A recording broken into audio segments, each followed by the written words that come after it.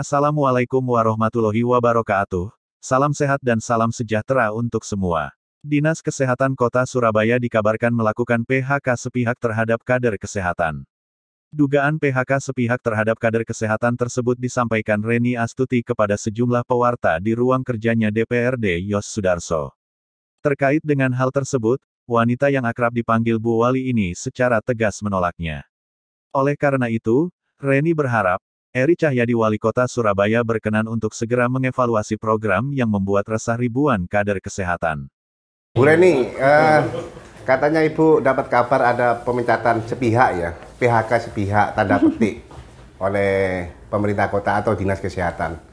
Iya, jadi gini, ini saya hari ini mendapatkan laporan dari beberapa kader kesehatan yang menyampaikan bahwa per hari ini mendapatkan informasi adanya pengurangan, pemangkasan jumlah kader kesehatan.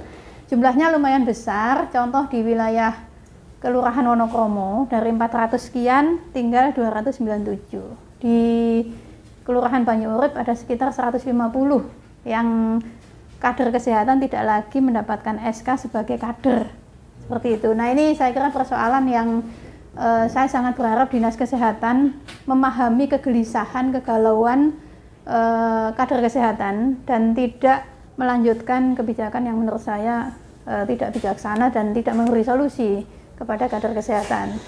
Jadi seperti itu, Mas. Iya, jumlah kader kesehatan seluruh Surabaya kalau berdasarkan informasi berapa kali? Ya, kalau kita melihat per 31 Desember 2021 ya, di data pemerintah kota itu jumlah kader kesehatan itu 30.605. Ini bisa jadi dinamis ya, mungkin kalaupun berubah mungkin sekitar 28 ribuan atau 29 ribu lah. Nah, mungkin ada yang sakit, meninggal dan sebagainya. Hari ini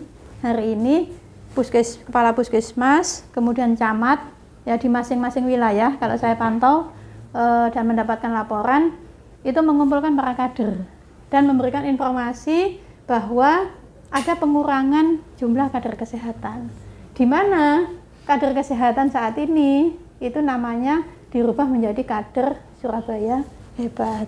Sehingga kemudian kader yang sudah bekerja sejak Januari, Februari dan sudah membayangkan nantinya akan mendapatkan insentif 800.000 karena 2 bulan, ternyata namanya tidak masuk di dalam SK.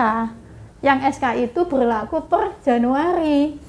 Sehingga kemudian nama mereka tidak masuk di dalam SK, otomatis tidak mendapatkan insentif itu. Itu persoalan yang pertama, bahwa saya berharap ini tidak dilakukan. Jadi hak kader bulan Januari, Februari, mereka yang sudah menjalankan tugasnya, bahkan kemarin juga mendapatkan tambahan tugas dengan aplikasi Sayang Warga, itu tidak dihilangkan.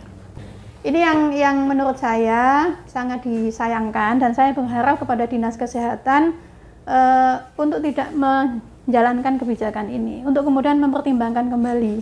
Karena apa? Karena semangat pemerintah kota bersama dengan DPRD ketika membahas APBD 2022 dengan sebuah narasi memberikan perhatian kepada kader kesehatan, menaikkan insentif 400.000 per bulan, yang itu juga menjadi komitmen dari pemerintah kota, itu adalah menaikkan insentif kader kesehatan, bukan mengurangi jumlah kader kesehatan. Jadi, kalau persyaratan Bu Wali, kriterianya sama nggak antara kader kesehatan dengan kader Surabaya Hebat? Ada tambahan.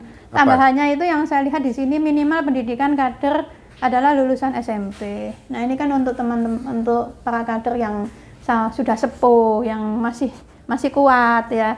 Bahkan kader itu kan karena beraktivitas itu kan bikin sehat ya, karena dia punya manfaat sosial kan. Ini kemudian kalau dikasih syarat lulus SMP, ya ini kan saya kira kan selama dia bisa menjalankan tugasnya, bisa bekerja kan semestinya kan oke-oke saja gitu kan. Kemudian usia maksimal 65 tahun, kemudian memiliki ponsel dan mampu mengoperasikan aplikasi sederhana dari ponsel.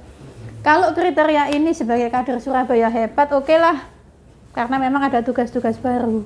Tetapi jangan sampai kemudian adanya kader Surabaya Hebat dengan kriteria yang tadi saya sampaikan, dengan tugas-tugas tambahan itu kemudian menghilangkan atau memangkas Atau tadi itu sampai ada kader yang mengatakan kami seperti di PHK sepihak. Membuat kader Surabaya hebat ya dengan kriteria tertentu, ya silahkan itu untuk ke depan ya, tetapi jangan sampai kemudian menghilangkan kontribusi, keberadaan, ya semangat ibu-ibu loh. Ini yang saya paling nggak terima juga, ini adalah ibu-ibu para perempuan yang tiba-tiba kemudian tidak mendapatkan namanya tidak masuk di dalam SK, sementara mereka sudah bekerja sejak Januari Februari. Wali, melihat fakta ini sepertinya pemerintah kota tanpa memberitahuan, tanpa sosialisasi, itu sepertinya kebijakan tidak adil ya. Sikap DPRD Abu Reni sendiri sebagai wakil ketua DPRD, apa sikapnya? Ya ini yang saya sampaikan apakah saat ini. Nanti akan melakukan memanggil pihak terkait? Ya tentu ya, saya akan meminta kepada teman-teman di Komisi D untuk memanggil Dinas Kesehatan ya untuk memperjelas ini, dan terhadap aduan yang disampaikan oleh kader.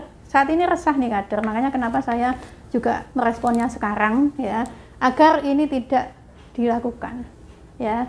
Kebijakan ini tolong dipertimbangkan kembali, bahwa kemudian DPRD dan pemerintah kota kemarin sepakat untuk menaikkan insentif kader, itu sudah loh. Udah, saya kira itu yang menjadi acuan, bahwa kita sepakat menaikkan insentif kader, sudah garis merah itu stabilo, tidak ada kemudian pengurangan ya. Optimalisasikan yang sudah ada itu toh sudah dianggarkan, dananya ada. Ketika keluar anggaran sekian ratus miliar untuk kemudian 1 tahun ya, per bulannya 400 dikalikan 12, itu kan sudah disepakati, sudah tahu datanya untuk siapa, datanya kan sudah ada. Kenapa kemudian harus dirubah menjadi seperti ini? Prinsip dari saya adalah saya tidak sepakat dengan pengurangan tiba-tiba kader kesehatan, apalagi mereka sudah bekerja selama 2 bulan.